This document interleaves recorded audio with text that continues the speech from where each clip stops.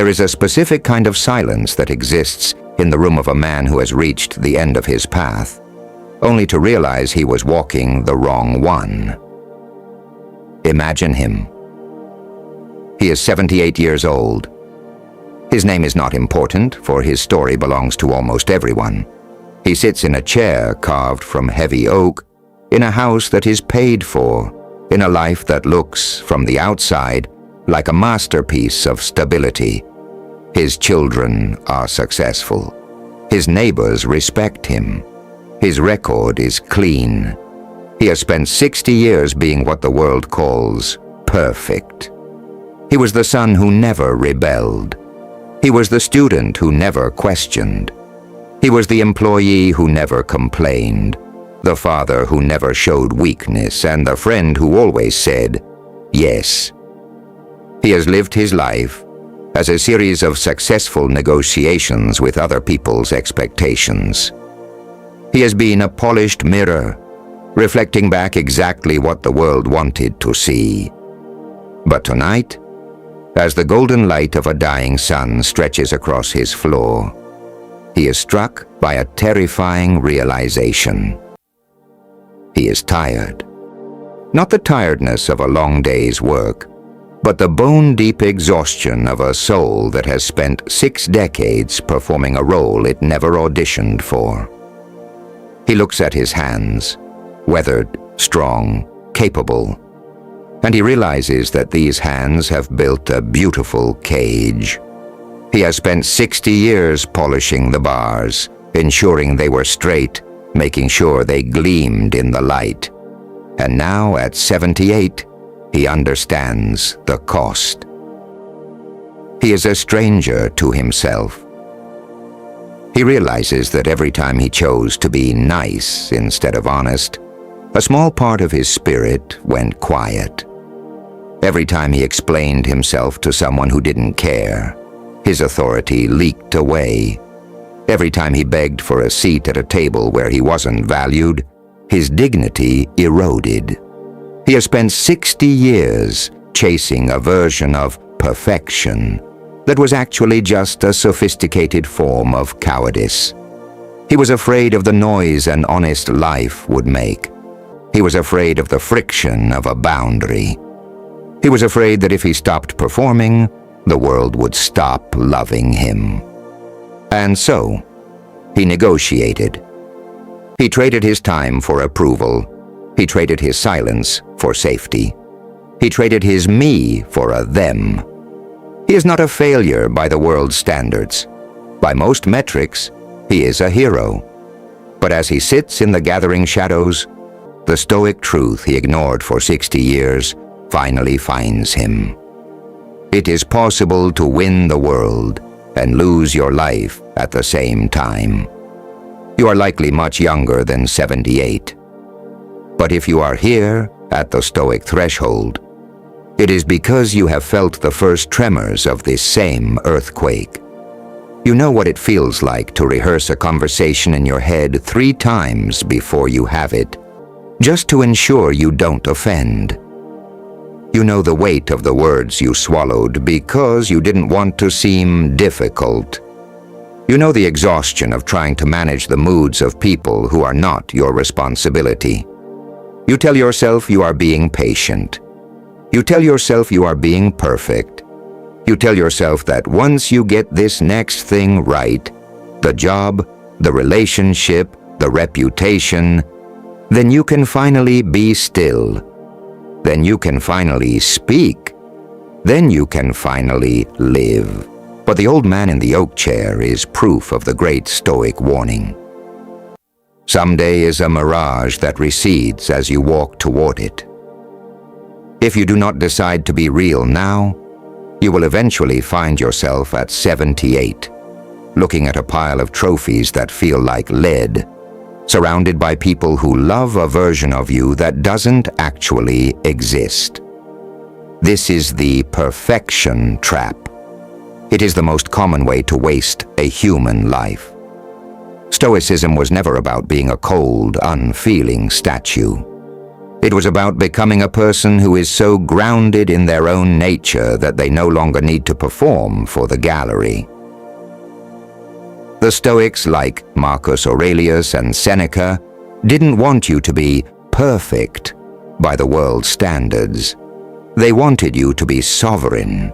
They wanted you to understand that your life is not a collaborative project between you and your critics. It is a solo journey of character. And the moment you stop explaining, stop begging, and stop chasing the perfect version of yourself, you gain something that money and status can never buy. You gain your own mind. Over the next hour, we are going to deconstruct the 10 specific regrets of perfection that took 60 years for this man to understand. We are going to look at the rules the Stoics used to avoid this trap. The rules that allow a man to be fit, disciplined, and in total control, without ever having to wear a mask again. If you feel like you've been waiting for your life to begin, your wait ends at this threshold. Do not make his mistake. Let us begin with the first cage he built for himself, and how you can break it today. Principle 1. The permission trap. The first regret the old man wrote in his journal was simple, yet it carried the weight of a lifetime of hesitation. I spent 60 years waiting for permission to be myself. He remembered being 25, sitting in an office, holding a brilliant idea for a new direction his life could take. But he didn't act. He waited. He waited for his manager to notice his potential. He waited for his parents to express their pride. He waited for a signal from the world that it was safe to step out of the line. But permission never arrived. Because the world is not a gatekeeper, it is a mirror. It only gives back what you are brave enough to project into it. The Stoics, particularly Epictetus, were ruthless about this. Epictetus was born a slave. He literally had to ask for permission for his physical movements, for his food, for his very life.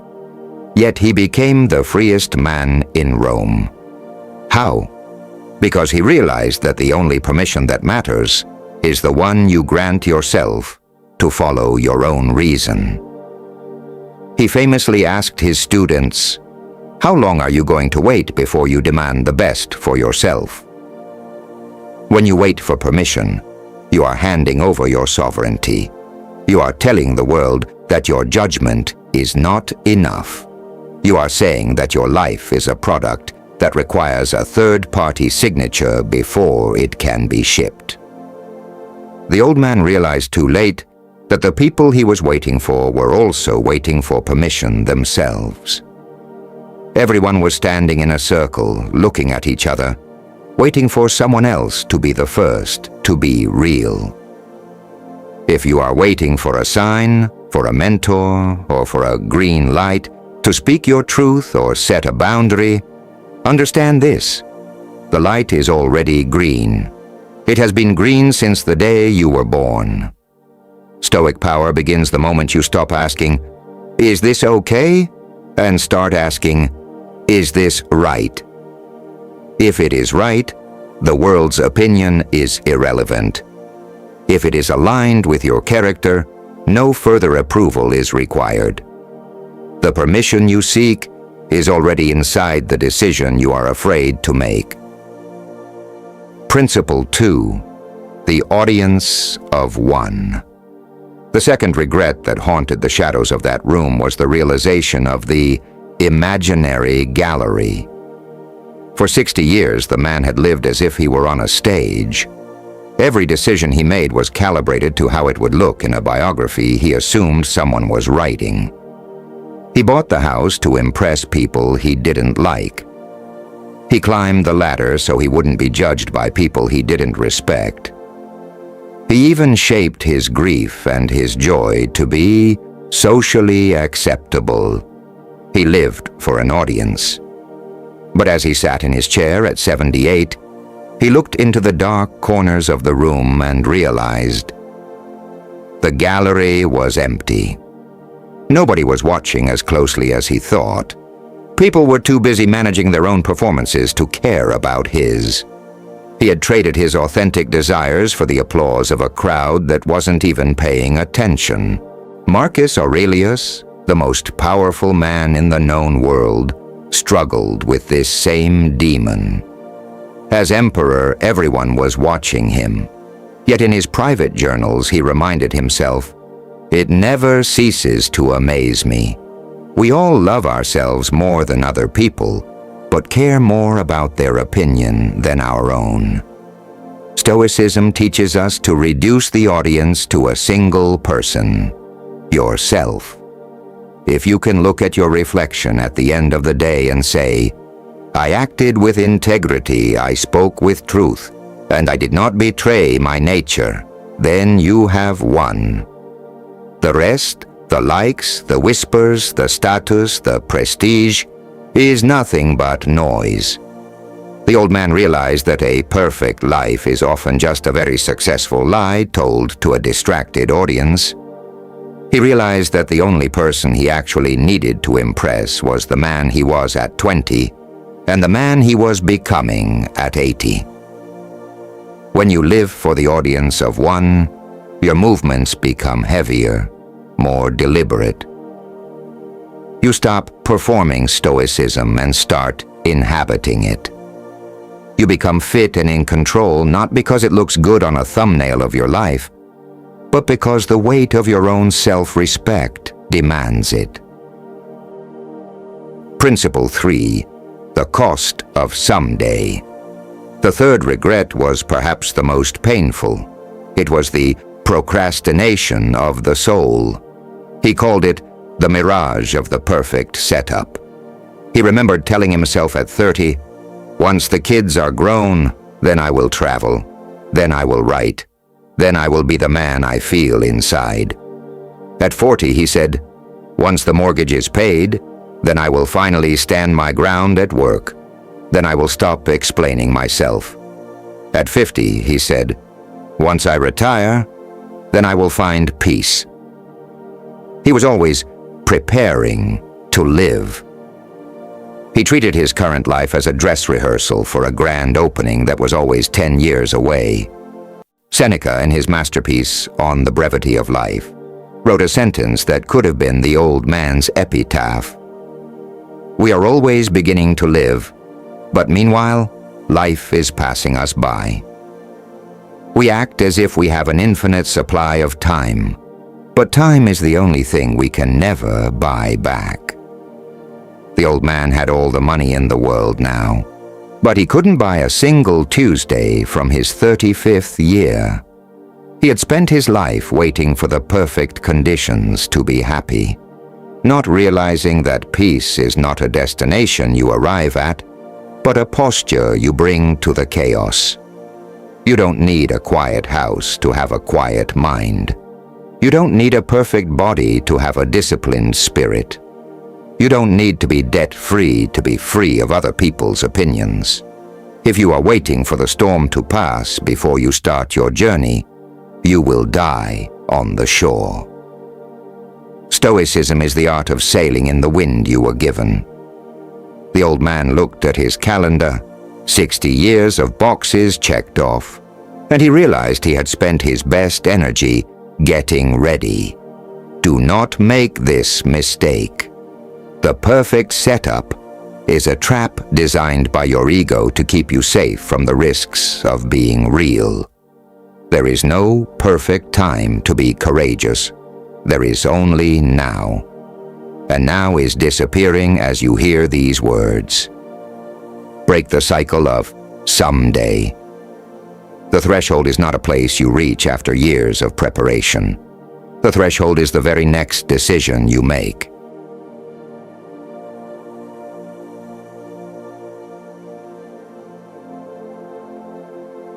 Principle 4. The slavery of approval. The fourth regret that sat heavy in the old man's chest was the realization that he had been a high-functioning slave. For most of his life, he believed he was a leader. He managed teams, he sat at the head of the table, and he gave orders. But as he sat in the cold light of his 78th year, he looked at his history and saw a puppet. Every time he made a decision based on how it would be perceived by his peers, someone else was pulling the string.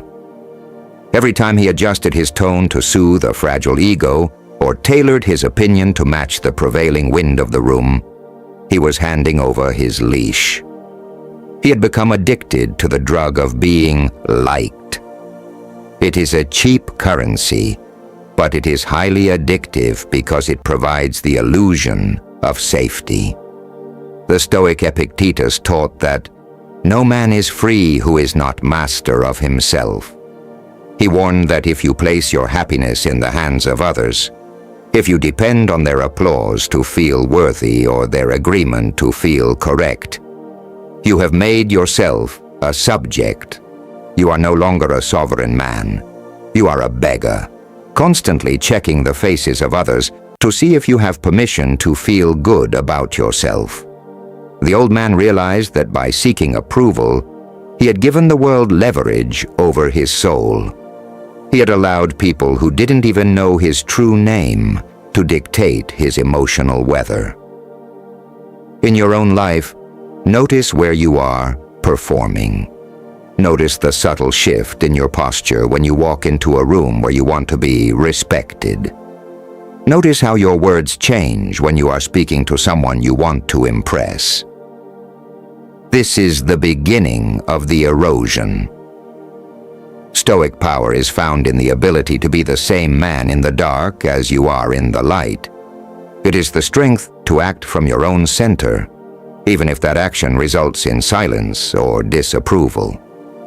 If being yourself causes you to lose friends, you haven't lost anything. You have simply cleared the path.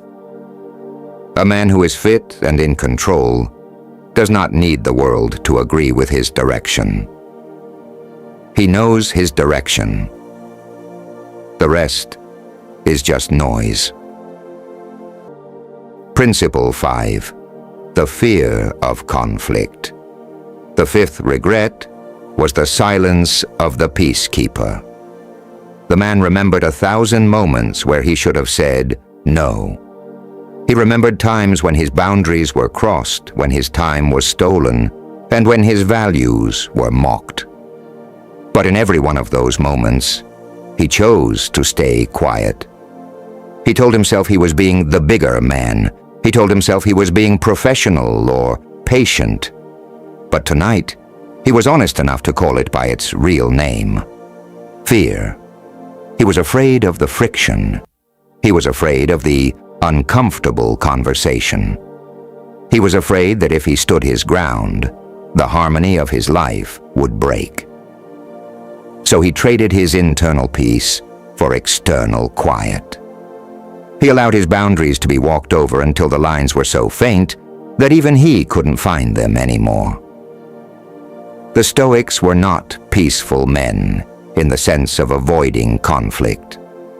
They were peaceful men because they had the strength to endure it. Marcus Aurelius was a warrior emperor. He understood that life involves struggle and that the art of living is more like wrestling than dancing. If you avoid conflict to keep the peace, you are starting a war inside your own mind. Every yes that should have been a no is a small brick in the wall of your own resentment. You think you are being kind to others, but you are being cruel to yourself. You are teaching your nervous system that your own needs are secondary to the comfort of others. The old man realized that a life without conflict is a life without edges. If you never push back, you have no shape. Stoic discipline requires you to be a rock. A rock does not argue with the waves. It simply remains where it is. When you learn to say no without explanation, when you learn to stand your ground without apology, You stop being a victim of circumstances and start being the architect of your own territory. Friction is not a sign that something is wrong. It is a sign that something is real. Principle 6, the negotiated soul. The sixth regret was the most subtle, yet perhaps the most destructive. He called it the death by 1,000 compromises. He looked back at his career and his relationships and saw that he hadn't lost his integrity in one big moment of betrayal. He hadn't sold his soul for $1 million in a dark alley. Instead, he had negotiated it away in nickel-and-dime transactions over 60 years. It was the little lie to make a sale. It was the small betrayal of a friend to get ahead. It was the tiny compromise of his health to work one more hour. He thought these things didn't matter. He thought he could fix it later. But the soul does not work that way. Marcus Aurelius wrote, "The soul becomes dyed with the color of its thoughts." Every time the old man made a small compromise, he was adding a drop of gray ink to the clear water of his character. After 60 years, the water wasn't clear anymore. It was a murky, unrecognizable gray. He had succeeded in the world, but he felt hollow because he knew, deep down, that his success was built on a foundation of small betrayals. He had won, but he didn't like the man who was standing on the podium. Stoicism teaches us that integrity is the only thing that cannot be taken from you. It can only be given away. You can lose your house, your health, and your reputation, and you are still a man. But the moment you compromise your own standard of what is right, you lose the only thing that actually belongs to you.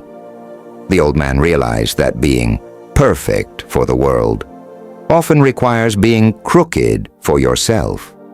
He had spent his life trying to look straight while bending in every direction to accommodate his ambitions. To avoid this, you must develop an internal compass that does not move regardless of the weather.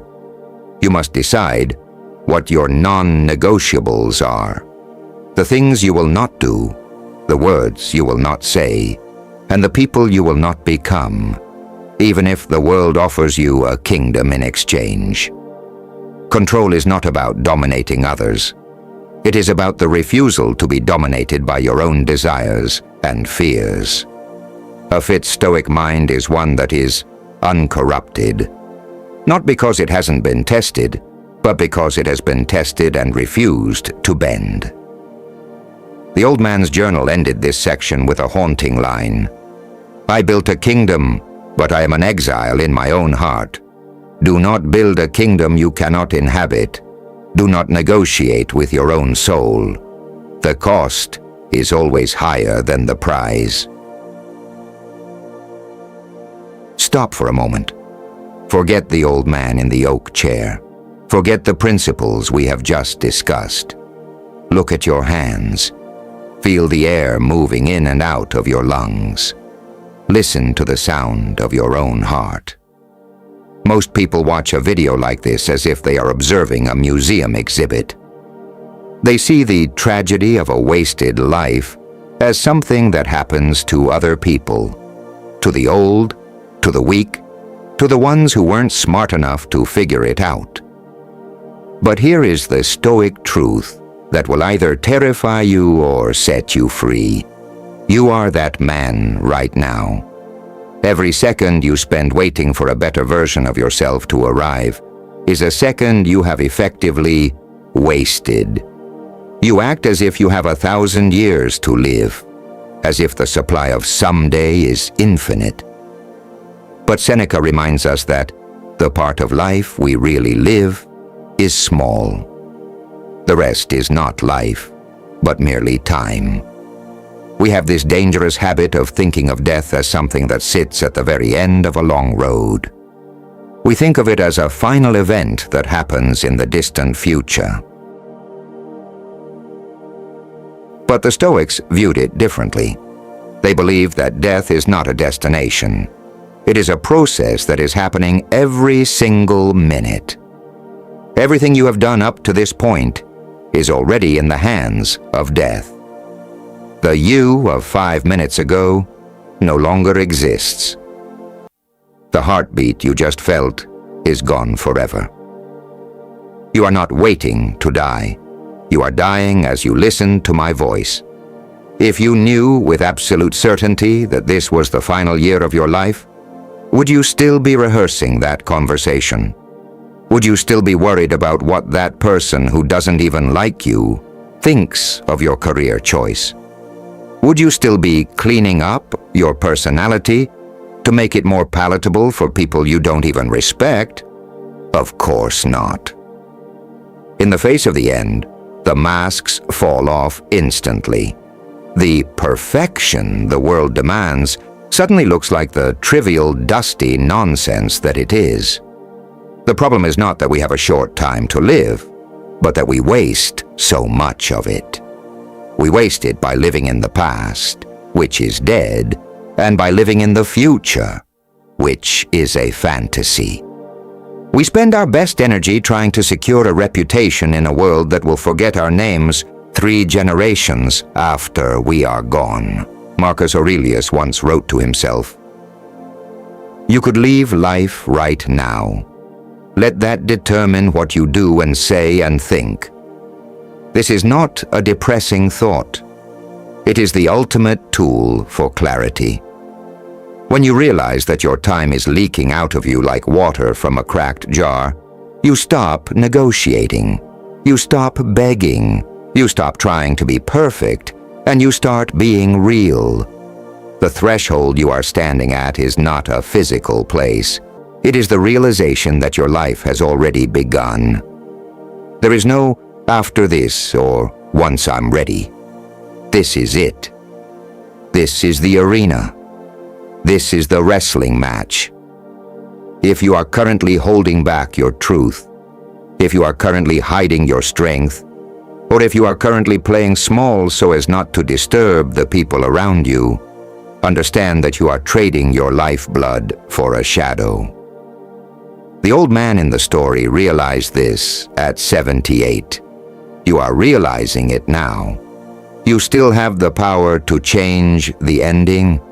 You still have the power to walk back into the world, not as a performer, but as a sovereign individual. In the second half of this journey, we are going to look at the final 4 regrets, the traps of safety, success, and silence. But as we move forward, carry this one thought with you. Death does not wait for you to be ready. It only waits for you to be finished. What will you do with the time that is left? Let us return to the journal. Let us see how the man finally learned to break the illusion of safety. Principle 7. The illusion of safety. The 7th regret the old man carved into his memory was the prison of the comfort zone. He looked back at the hundreds of opportunities he had declined. Not because they were bad opportunities, but because they were uncertain. He had chosen the safe path every single time. The steady job over the passion project. The predictable relationship over the one that challenged him to grow. The silence of the majority over the voice of the individual. He believed that by playing it safe, he was protecting his life. But at 78, he realized that safety is often just a slow way of dying. The Stoics understood that the universe is change. Marcus Aurelius wrote, "The universe is change. Our life is what our thoughts make of it." By trying to keep his life static, the old man was fighting against the very nature of existence. He was trying to build a fortress in a world of shifting sand. When you prioritize safety over growth, you are acting out of a deep-seated fear of the unknown. But the unknown is the only place where life actually happens. The Stoic does not seek a life without risk. He seeks the character to handle whatever risk brings. He knows that the only real danger is the atrophy of his own courage. The old man realized that he wasn't safe for 60 years. He was just stagnant. He had traded the vibrant, dangerous peaks of a real life for the flat, gray plains of a managed existence. In your own journey, notice where you are clinging to comfort. Notice where you are avoiding the hard thing, because you are afraid of failing or being judged. Stoic discipline is about leaning into that discomfort. It is about realizing that the safe path is usually the one that leads directly to the oak chair of regret. You were not born to be comfortable. You were born to be effective. And effectiveness requires the willingness to stand in the fire of uncertainty. Control is not the ability to prevent the storm. It is the ability to be the calm center within it. Principle 8. Success without joy. The eighth regret was climbing the wrong mountain. This man was a success by every modern metric. He had the titles, the bank account, and the accolades. But as he sat in his silence, he realized that none of those things had ever actually touched him. He had spent his best years chasing a version of success that was defined by people who didn't care about his happiness. He had won the game, but he hated the prizes. Stoicism, particularly through the teachings of Seneca, warns us about the distraction of prestige. Seneca noted that many men are envied by the public for their wealth and status, while they secretly suffer in private because they have become slaves to their own possessions and reputations. The old man had spent 60 years checking boxes: graduate, marry, promote, accumulate. He thought that if he just got to the top, the view would be worth the climb. But when he got there, he realized the air was thin and the view was empty. He had spent his life working for a future me who turned out to be a ghost. True Stoic success is not measured by what you have, but by who you are. It is internal. It is the ability to sit in a room alone and be satisfied with the man sitting there. If your success requires you to compromise your health, your family, or your integrity, it is not success. It is a high-priced failure. The old man realized that a simple life lived with intense presence is worth 1,000 perfect lives lived in a state of constant striving. Stop looking at the scoreboard the world has provided. Build your own scoreboard based on your own virtues. A man who is fit and in control is one who defines his own enough. Principle 9. The unspoken truth. The ninth regret was the ghost of words unsaid. He remembered the times he should have told someone he loved them, but didn't, because it felt too vulnerable. He remembered the times he should have called out an injustice, but stayed silent to avoid trouble. He remembered the times he wanted to say, "I am hurting," but wore a mask of perfection instead. He realized that by swallowing his truth, he had poisoned his own spirit. Those unspoken words didn't disappear. They turned into a heavy, cold weight that lived in his gut for decades. The Stoics believed in parrhesia, the courage to speak the truth, even when it is difficult. This isn't about being loud or aggressive. It is about the refusal to live a lie. Marcus Aurelius reminded himself to speak the truth as you see it, but with kindness, humility, and without hypocrisy. The old man had been a peacekeeper his whole life, but the only peace he kept was a fake one. He realized that a relationship or a reputation built on a lie is a burden, not a blessing. He had spent 60 years trying to be palatable when he should have been honest. If you are currently holding back a truth because you are afraid of the reaction, you are choosing a lifetime of internal noise over a moment of external friction. Stoic power is found in the ability to say what needs to be said, and then to remain unmoved by how the world receives it. Your silence is not a virtue if it is born of fear. True silence is a choice made from strength, but true speech is a duty born of character. Do not let your life end with a library of unwritten books and a heart full of unsaid words. Speak now, while your lungs still hold air. Principle 10. Authenticity as duty. The 10th and final regret, the one that caused the old man's pen to tremble as he reached the end of his journal, was the realization that he had betrayed the Logos. In Stoic philosophy, the Logos is the rational order of the universe. Each human being is a small spark of that universal reason. We each have a specific nature, a specific assignment from the universe to be exactly who we are. The old man realized that by trying to be perfect for the world, he had failed his only real duty, the duty to be himself. He had treated his own unique soul as a piece of clay that needed to be smoothed out and made into a standard brick for the world's wall. He had sanded down his edges, muted his colors, and silenced his instincts until he was perfectly unrecognizable. Marcus Aurelius wrote, "Your duty is to stand straight, not to be held straight." The old man had spent 60 years being held straight by the expectations of others. He had lived as a copy of a copy. He realized that the universe didn't need another perfect citizen, another perfect employee, or another perfect ghost. It needed him. It needed his specific perspective, his specific flaws, and his specific strength. Authenticity is not a luxury. It is a Stoic obligation.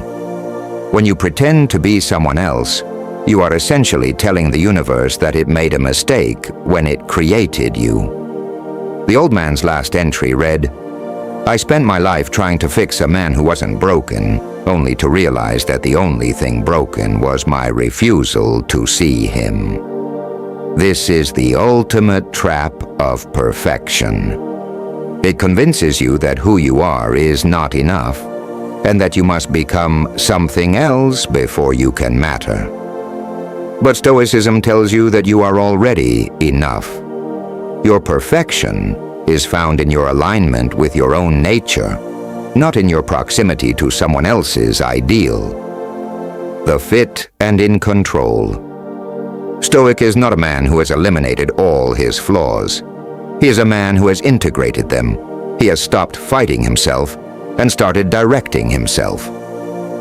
The 10 regrets were now laid bare on the page. The old man in the oak chair closed his journal. The sun had finally set, and the room was dark. But for the first time in 60 years, his mind was quiet. He had nothing left to prove. He had no one left to impress. The question is, do you? The old man in the oak chair is no longer just a character in a story. He is a mirror. He represents the version of you that exists if you continue to prioritize the gallery over the self.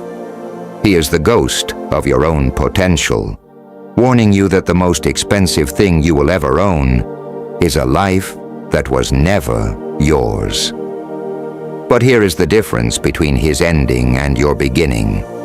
You are still in the arena. The sun has not yet set on your path. You still have the opportunity to make the quiet decision, the one the old man made at 78, but you are making today. The decision to stop explaining, to stop begging, and to stop chasing a version of perfection that requires you to cut off pieces of your own soul to fit the frame. Stoicism is not a philosophy of the past. It is a tool for the immediate present. It tells you that you do not need to undo the last 10 or 20 years to be free. Freedom is not an accumulation of correct choices. It is the quality of your next choice. You step across the threshold the moment you realize that being difficult in the eyes of the world is often the price of being whole in your own eyes. From this moment on, do not treat your life as a performance. Treat it as a duty to the Logos, the spark of reason inside you that knows the truth even when your ego is afraid. When you feel the urge to soften your boundaries, remember the oak chair. When you feel the weight of an unsaid truth, remember the journal. When you feel the fear of being misunderstood, remember that the most dangerous misunderstanding is the one you have with yourself. You were not born to be a polished mirror for the world's expectations. You were born to be a sovereign individual, fit, disciplined, and in total command of your internal state.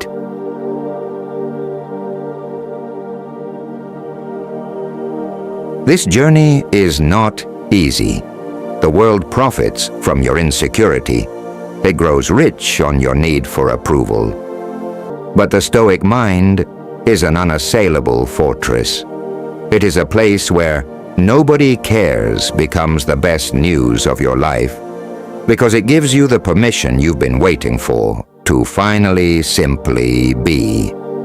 If these words have steadied something inside you, do not let that feeling dissipate into the noise of the next video. Treat this as a standard, a personal oath. You don't need to announce your new direction to the world. In fact, it is more powerful if you don't. Let your silence be your superpower. Let your actions do the talking. Let the world wonder why you are suddenly so unbothered, so steady, and so focused. If you choose to make this space one of your anchors, stay with us here at the Stoic threshold. Not for the sake of an algorithm, but for the sake of your own reminders. If you know someone else who is currently building their own beautiful cage, quietly pass this reflection to them. No explanation needed. The old man's journey ended in the dark, but it ended in peace. Your journey continues in the light. Go back into the world now. Stop waiting. Stop performing. Stop explaining. Step across the threshold and continue. Silently, deliberately, unshaken.